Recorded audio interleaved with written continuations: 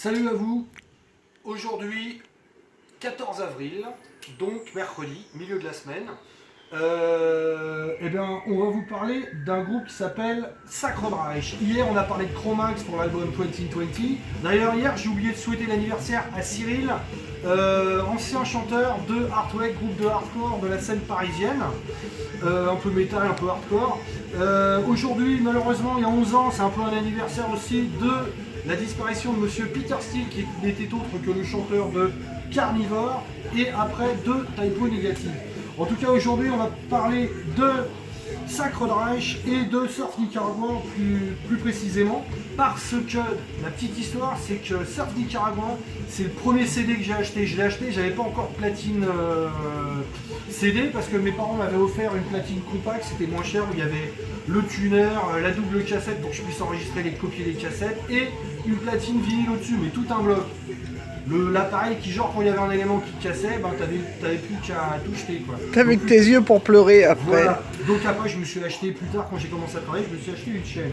Et du coup, je me suis empressé d'acheter un ampli et un lecteur CD. Bon, ça, c'est la petite histoire. Donc là, on entend Surf Nicaragua parce qu'en 2021, Metal Blade a décidé pour les 35 ans de Sacred Reich de ressortir plusieurs albums.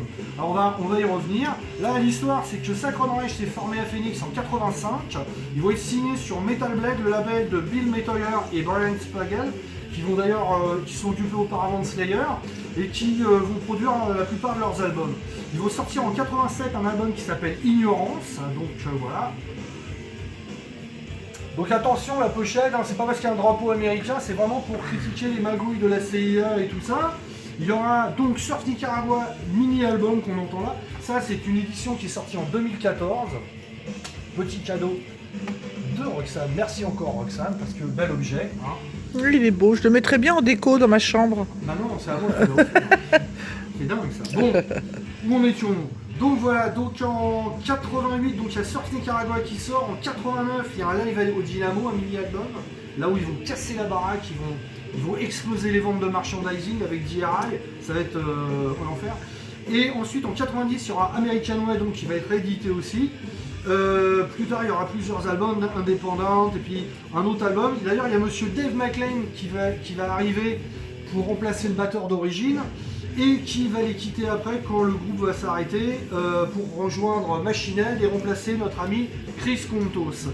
Donc voilà, depuis Dave McLean s'est embrouillé avec Roplin, donc il a quitté Machine Head et a rejoint Sacred Reich.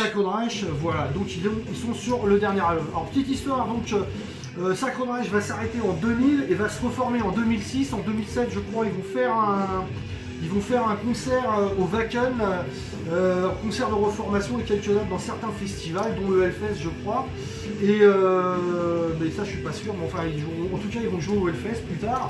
Et il va y avoir un DVD qui va sortir. D'ailleurs, à cette époque-là, Metal Blade va ressortir un coffret CD avec dedans donc Ignorance et le mini-album Surf Nicaragua, avec plein d'inédits, un DVD où il y a le clip, il y a un clip, il y a un live, le live du Dynamo et pas mal de choses, des interviews. Bel objet, donc ça c'est sorti en 2007 je crois. Donc puis plus tard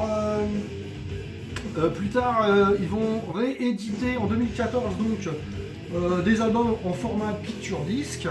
En 2017, pour les 30 ans de Ignorance, ils vont sortir l'album avec une nouvelle pochette. Voilà. Avec du bonus, un beau poster avec plein de photos. Et d'ailleurs, il y a un livret. Il y a une pochette qui dans la pochette, c'est assez marrant parce qu'il y a plusieurs photos. Et il y a une photo de leur passage au Gibus. Parce que la première fois que Sacred Reich est passé au Gibus, alors je ne me rappelle plus si c'est avec Sepultura ou Sodom à l'époque, ils étaient passés au Gibus, ça avait cartonné.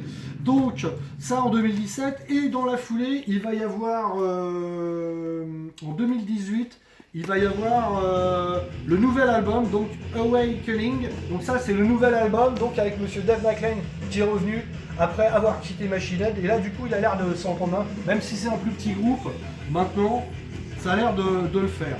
Que dirais-je, donc en 2021 pour les 35 ans de carrière, comme je le disais, il y a des rééditions de vinyle de plein de couleurs, de Surf Nicaragua, donc qu'on entend derrière actuellement.